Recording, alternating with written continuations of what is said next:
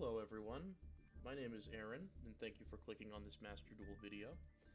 Today is a deck profile for my personal favorite deck of all time, Majespecters. Unfortunately, this is more of a deck eulogy, because coming up on the February 6th ban list, we'll be losing our largest win condition in the Secret Village of the Spellcasters. But I love this deck.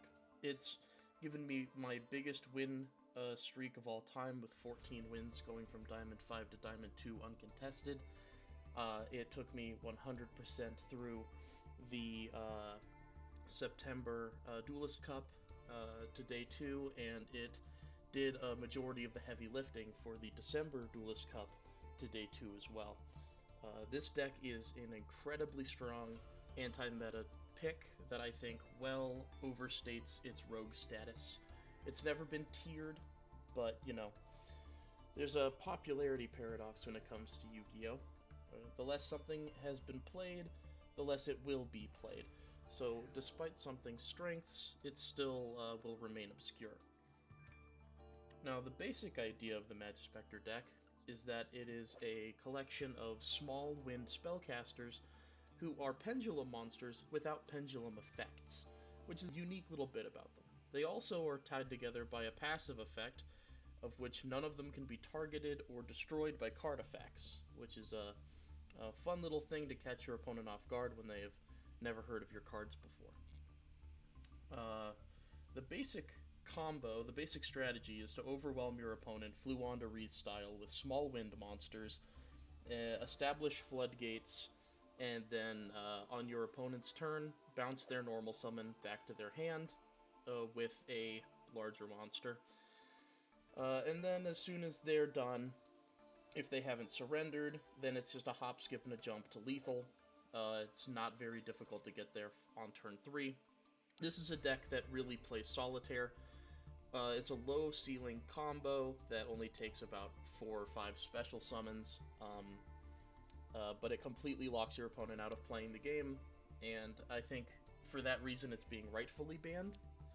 I was hoping that Secret Village would stay a little bit more under the radar than something like the Wind Barrier statue, but I guess other decks have been abusing it too. So let's get into the card by card. The most important main deck monster is Bunbuku, who adds a Majespecter from the deck to the hand. And what he does is enables the Link 2 play, which is what pretty much every hand needs to do.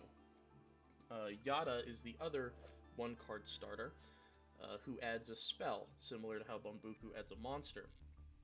The spell that Youre would be adding would be Wind, which is like a small world for Majespecters, but on the field, you can tribute a Majespecter to summon another one, which means that Youre summons, gets wins, tributes to summon Bunbuku. So, again, you're getting there with one card. What does Bunbuku search? He searches Yama the Porcupine.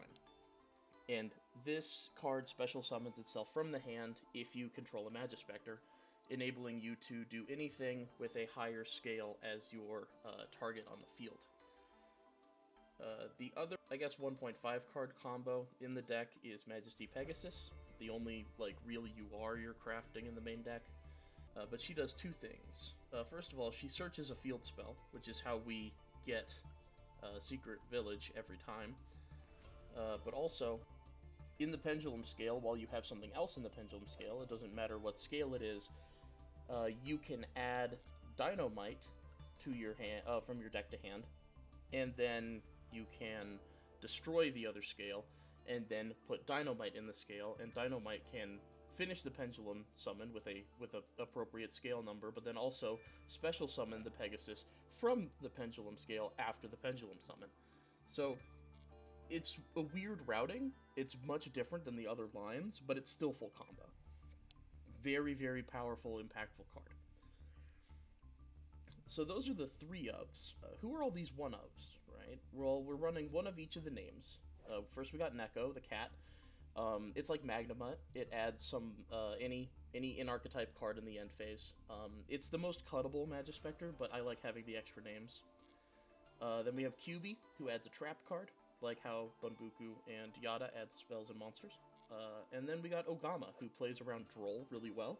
He sets a spell or trap directly, but you can't use it the same turn, which is fine because we play quick plays and traps. They can't be activated on the same turn anyway, so who gives a shit? Ogama's really good.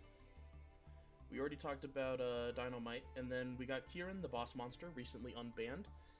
He's not an engine piece, he doesn't search anything, but he is what the end game is. He bounces a pendulum and an enemy monster and bounces them both to the hand. It can include himself, it can be any other Majespecter.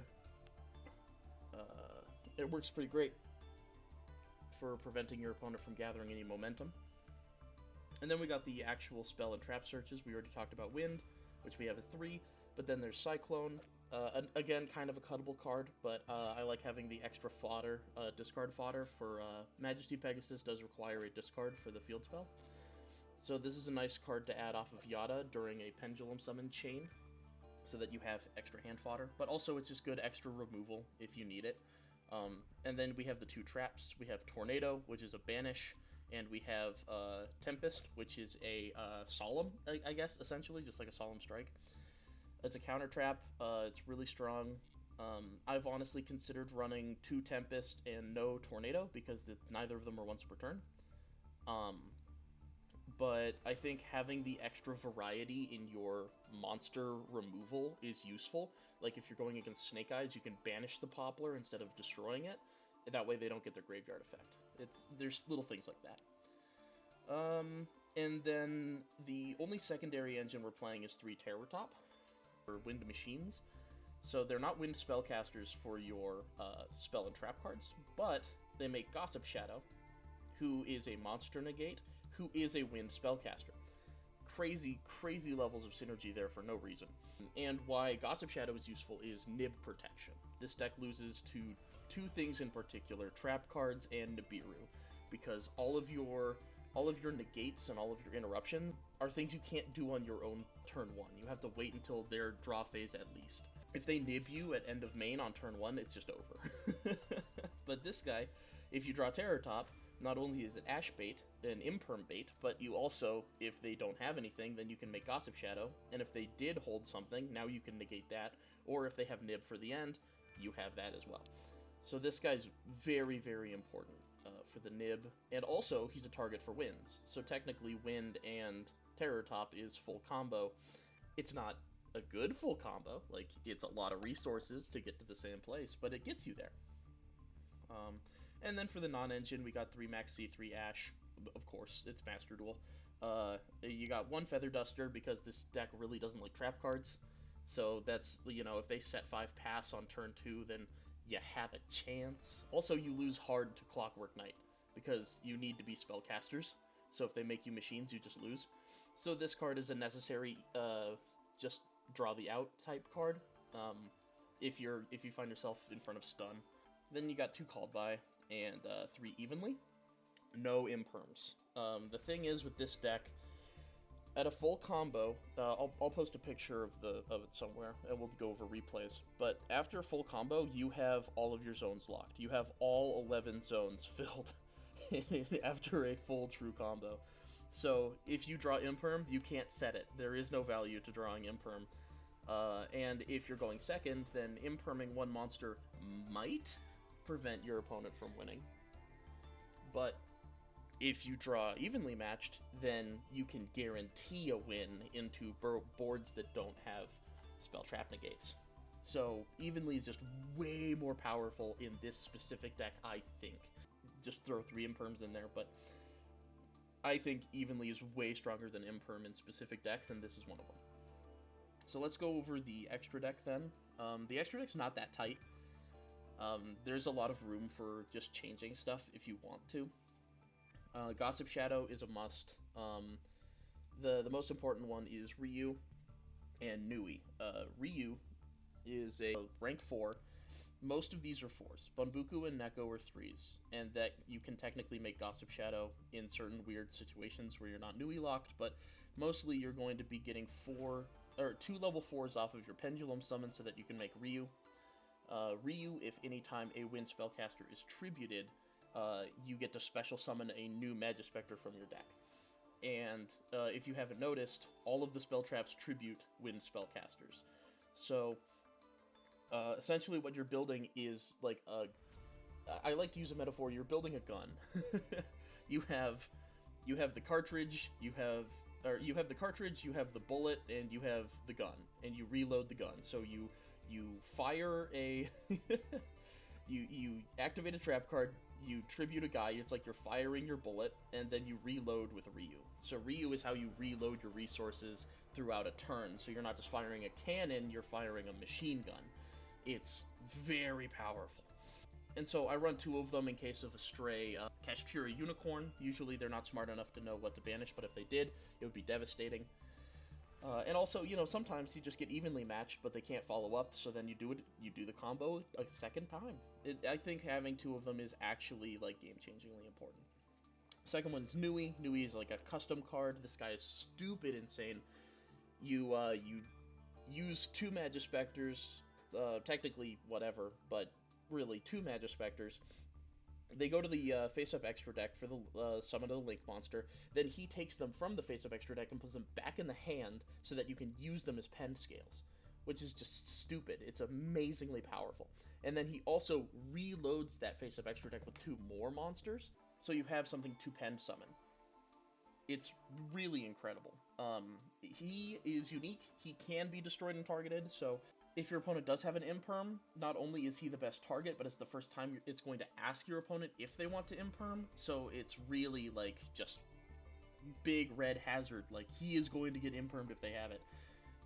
A way to dodge imperm is to tribute him with wind, and then summon Kieran from the deck in his place. That way you have Kieran early, in case you get stymied again on your combo. Duel, as not getting negated because you're no longer on the field. Effect Veiler and Imperm only negate on the field. So similar to Advent of Adventure from Fluwandereeze, you can tribute to dodge, which is so strong. Other than that, you know, you got Beyond the Pendulum is really important for turn 3 plays if things didn't go your way, or for rebuilding after a turn 2 to get to the OTK. Exceed the Pendulum is the easiest way to get to access code Talker, and if your opponent really just didn't play their turn 2 because they couldn't, but they didn't surrender, then Exceed is like the easiest way to move forward. Then you got access code Talker, necessary for the OTK, no reason to not play him. And after Nui, Beyond, and Exceed, you have 3 banishes, which is really useful. Nightmare Phoenix, of course. Like I said, you lose Hard to Clockwork Knight and other floodgates, so it's important. So that's a good back row pop to have. SP Little Knight as well, for the cost of not being able to attack directly. You can still pop any card. Then Underworld Goddess, you know, I took forever to craft this thing, but it's just nice, you know, with Dragoon back legal. Dragoon is target immune, and all of these spell traps target, so it's, including Kieran, he targets, so it's like, how do you out Dragoon in this deck when you don't have, you know, when you don't have the sauce? Well, you contribute it. It's not fun, but you can do it. And then the rest of the extra deck is kind of whatever. Electromite, that might sound crazy to say he's whatever, but I never use this card. It feels more like it just has to be there. I think I've used it like 3 times in 1,000 games. Typhon, another good out to towers. Typically, if I'm summoning Typhon, I'm probably losing the game anyway, but, you know, it feels good to stay in. feels good to not just insta-lose. Abyss Dweller is a really good rank 4 to make, especially against Tearlament, because Tearlament has a grind game that this deck can't really stop too well. And if it's turn 3 and you don't have lethal, instead of making a Ryu, you can make a Abyss Dweller. And then this guy, the Mighty Dynamite Man. I don't know. He's a youre. I already had him. I don't know why. Technically, because he's a contact fusion, you are tributing your materials. So if you have space on your board, like if you penned like 5 for no reason, if you just have all gas, on your own turn, you can tribute 2 monsters to summon this guy, and then that triggers Ryu. So then you can get Kieran on your turn. It's really a win more card. You don't have to have this, but I already have it, so I've just kind of kept it around. It's probably better to just put Totem Bird, but this guy's probably going to be getting added to the deck. All right, let's get into some combos. So this is something that I did last night. I play on mobile these days. I had to open my computer for the first time in months just to get this recording. And this is a game I did yesterday. So as you see here, the hand is amazing. We have an Ash for Max C, we have a Called By for Ash, we have Yada for full combo, we have QB for an extra pen summon body, and we have Dynamite as like discard fodder or just extra pendulum fodder. So what we do from here is Yada. They hit the Max C, we hit the Ash, because we're saving Called By for their Ash. And then they have Stovey Torby. Now, I should mention again, the two things this deck loses to the most are Nibiru and trap cards. So we have Gossip Shadow for Nibiru, right? But trap cards, we don't have a contingency plan. Typically, Labyrinth is one of our hardest matchups. Because we have Spell Floodgate and we have Monster Interruptions, but we don't have any trap card interruptions. And we also like to bounce monsters to hand with Kirin, and what is it, Lady Labyrinth, or the other one likes to bounce itself back to the hand, so it's not really a downside. So this is a difficult matchup. So as soon as I saw the Stovey Torby, I call by it. I'm not fucking around. I'm not waiting. Ash me, I don't care.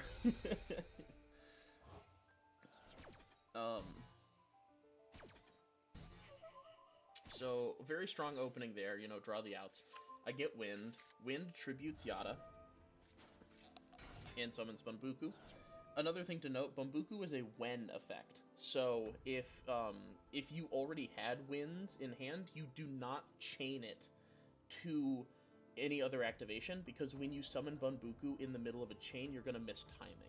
You have to wait as if it's not a quick play for monsters like Bambuku. That's why typically if I'm using it in a chain, like if I'm tributing Nui to protect it from Imperm, I'm summoning Kirin because it's the only one that doesn't have an effect that's going to miss timing. So from here, so Bambuku searches Yama, and then Yama adds to hand. I forgot to mention Yama also, Yama can recycle a spell card from Graveyard. So if you are doing the Yada line, you don't actually lose the Wind. You can use Wind on their turn for Kirin. So we get the Nui. Nui recycles the two from the hand, or from the extra deck back to the hand, and then adds two to the extra deck. Here, I chose Ogama and Majesty Pegasus, because I already had QB in hand. You really want these three lined up on a Nui, because you're getting both trap cards, which are the most impactful, and you're getting the Floodgate, which is a make-or-break game-winning card that we are losing in the ban list. So they activate in order. Also, it's important to note, at least with this older version of the deck, Majesty Pegasus, you always want to try and chain block within the pen summon. You want it to either be first or second, to hide it from Ash Blossom. So if they were holding an Ash this entire time, they wouldn't be able to Ash the getting the Floodgate from the deck. Which, you would think people wouldn't know to do that. It's happened to me. People have held that shit. So I discard Bambuku even though I don't want to, because I ordered my cards a little poorly.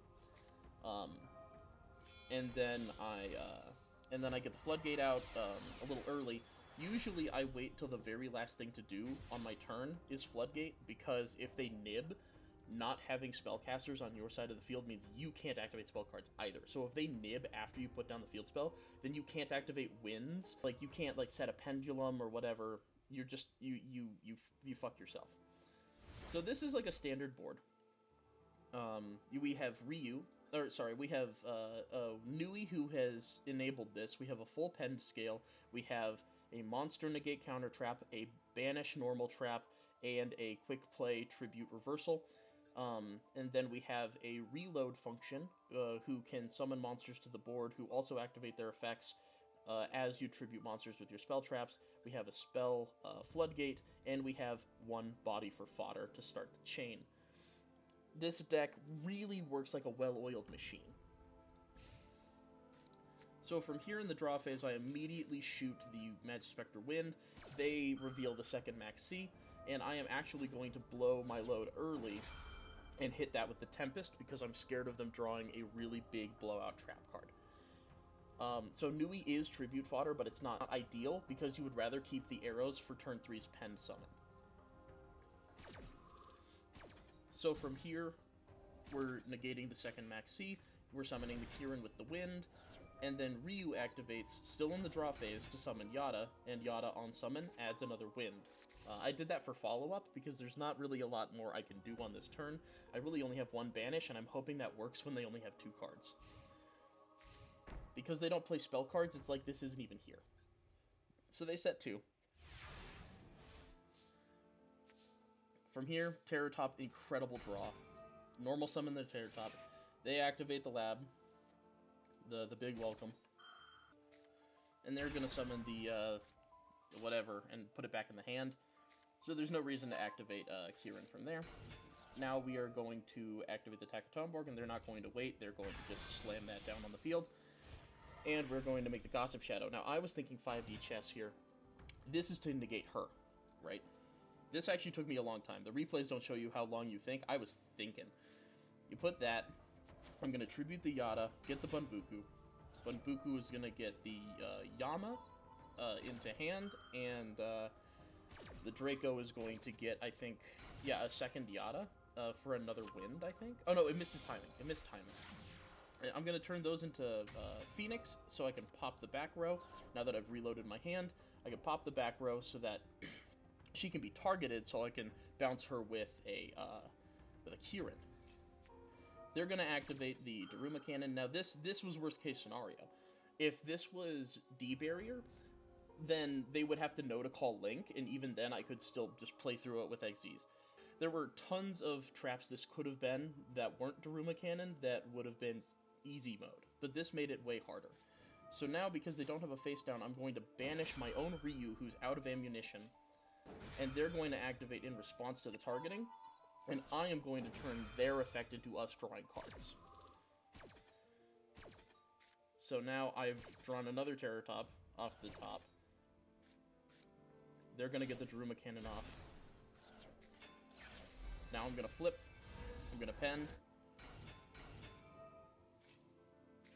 Add the Cyclone. And I think because of the face-down Gossip Shadow, I wasn't confident that I could get to Access Code Talker without removing a Spellcaster. And if they did have some kind of weird spell card in this deck, you know, then it could really be bad. So I decided to play the longer game and take that risk to keep board pressure. And I turned that into an SP at the end to try and ruin whatever normal summon they get.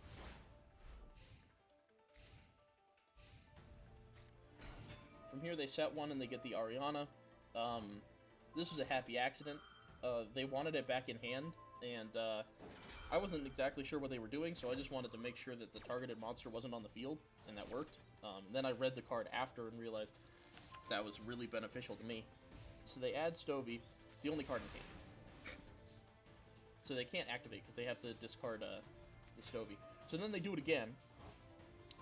And I do it again. Now that I know what I'm doing. And I just have to pray that their set card isn't anything crazy. Beyond the Pendulum is a spellcaster, so I'm not ruining my thing. Take the damage, get the Bunbuku. And now the hidden effect of Beyond the Pendulum that a lot of people don't know, if you summon 2 different leveled monsters to the zones, you can destroy monsters. Unfortunately, you have to destroy 2 cards. So I destroy my own Bunbuku because I didn't realize I couldn't not do that. But it doesn't matter because I get the Yama. I've destroyed their last card. They can't do anything from here.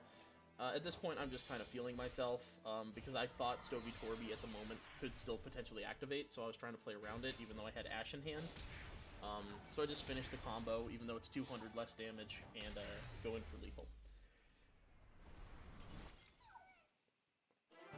And that game is a great showcase of actually your opponent playing back because they could. Reason to save replays that are just like, I set up my board and then they couldn't play the game. And then I win, right? Like, that's not interesting. but it feels good. Oh, this was a really good one. This might have been an older build, but let's, just for the video, let's show this one off, because I think this is the coolest replay I ever got out of this deck. Specifically because of how I outed their Psychic End Punisher with my Typhon. So this hand is really strong. You got full combo with Bunbuku. You have follow-up with Evenly Matched and Maxi. You can discard the Evenly Matched for the Majesty Pegasus. This hand does lose to Ash pretty hard, though. So they have the Maxi, that's fine. We can take the Maxi challenge. You can take the Maxi challenge with this deck because you have Spell Floodgate. So if your opponent draws something like Lightning Storm or Raigeki or Feather Duster or whatever, Forbidden Droplet, it doesn't matter. They just can't use it. The only thing you're scared of them drawing is Nibiru, and essentially this deck gives 4 draws off a standard combo, so you're only giving them 4 chances at the Nibiru. If they have 1 in deck, then it's, somewhere around like a 1 in 9 chance. So we do standard combo, Bunbuku for Yama, Yama for Nui. Get them back in hand, get Ogama and Kyubi. We're going to scale both. I could have extended further by scaling the Pegasus instead, but that would require an extra special summon or 2, and I don't want to give them that while they have Max C. So we go with them, and I unfortunately ordered it in the wrong order because Pegasus was in hand, so that threatened Ash, but they didn't have it, so never punished. Get rid of the Evenly Matched because we don't need it. QB get Tempest, Ogama gets Tornado. Arguably, the order there is important because your opponent gets to see which one you put down first, but it's like, it's a 50-50 either way. So then we make Ryu. We have Majesty Pegasus for extra fodder. And we end giving them 1, 2, 3, 4, 5, 6, 7, 8, 9 cards in hand. Yeah, so 4 draws. They start with Imseti and Destrudo. We're going to Tempest. Even though they can't activate the spell card, Imseti is a spellcaster, so that's important to note. And now we are going to get, I think, a Bunbuku. And they're going to go for the second Maxi. Very funny. So we are giving them all the draws here. We are playing double Maxi challenge. Oh no, we go for Kieran here because we can still banish the Nui. So we Maxi their Sheeran, so that we can start getting some draws. We draw the Ash, very lucky. They get great mills there. I just rip the Ash because I'm honestly not very good against Tearlament. I don't know what the cards do. But from here I'm going to banish the Sheeran to prevent the fusion summons. And hopefully cut them off here.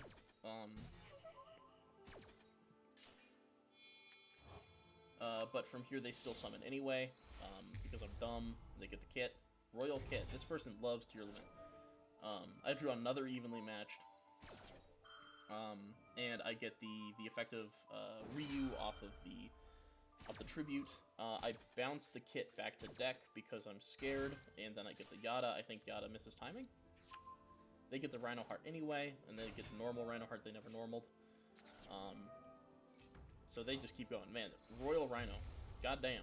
They get the Mud Dragon. Royal Mud Dragon. Goddamn. Second Ash for follow-up, not bad. They get the Destrudo. I forget what they do with it.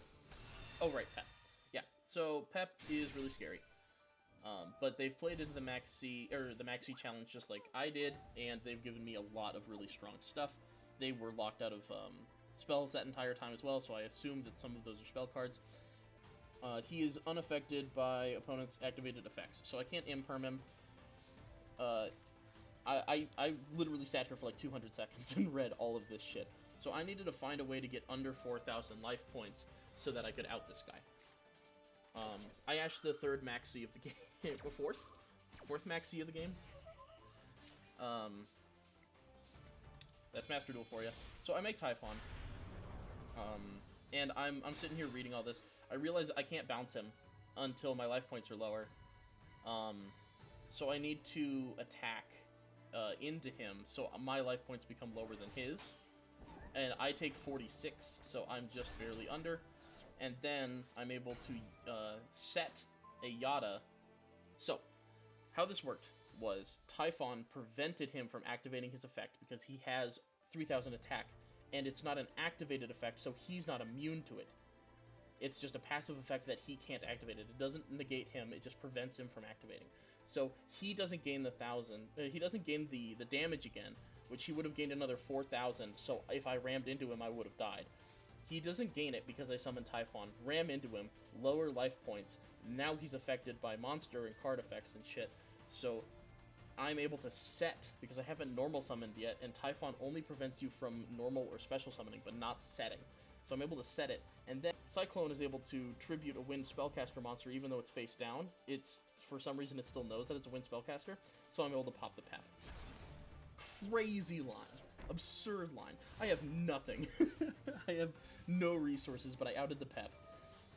They go for another Imseti with a Happy, but because they don't have a spellcaster, they can't activate the sarcophagus. If they had like an Effect Veiler or a Droll and Lockbird in hand, they could have activated sarcophagus and had game. But from here, normal summon Dynamite. I was gonna make Beyond the Pendulum, and they just scoop there. Absolutely insane game. So that's the deck. I love Majespecters. It's my favorite art. It's my favorite playstyle. It's, you know, it's just so cool and fun and cute, and I love it. And I'm sad to see it's gone. Without Secret Village of the Spellcasters, people are talking about Summon Breaker. It's another field spell, Floodgate. It prevents your opponent from summoning more than 3 times. On their third summon, it becomes the end phase. But it also affects you, and that means if it's on the field and you can't out your own Floodgate, then you can't summon Access Code. You can't get there. You don't have enough time. What's it called? If they draw Lightning Storm, then they can just kill your field spell and all your set cards and all your penned scales and make you feel like a clown. The best thing I can say is Totem Bird. I mentioned rank 3 wind. That is a quick effect. Negate and destroy. Spell Trap. So if your opponent has evenly matched or Lightning Storm or whatever, you don't have to worry about Raigeki or Dark Hole because your Majespecters can't be destroyed anyway. But really, like, any kind of back row removal just immediately destroys your game plan. And so having Totem Bird instead of Gossip Shadow is going to be the meta if you're using Breaker instead of Village. But it's just so much worse. It's so flimsy. It has so many more weaknesses. It doesn't have as many strengths. And also because you're not making Gossip Shadow with Terror Top, now you just lose to Nib. There is no Nib counterplay. So it's very sad. It's very depressing. I would say probably take this guy out, put in Totem Bird, and then take this out and put in Breaker. And this is probably what the deck is going to look like. Maybe take out this for another Tempest. But oh, and then Maxi is also getting the axe. So you're probably going to be looking at either like a Foolos or a Crossout. Yeah, we probably put like Cross. Yeah, this is probably what the deck is going to look like. Royal?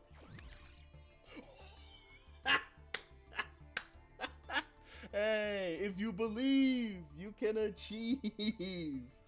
That's hilarious. What the fuck? Anyway, this is what the deck is going to look like.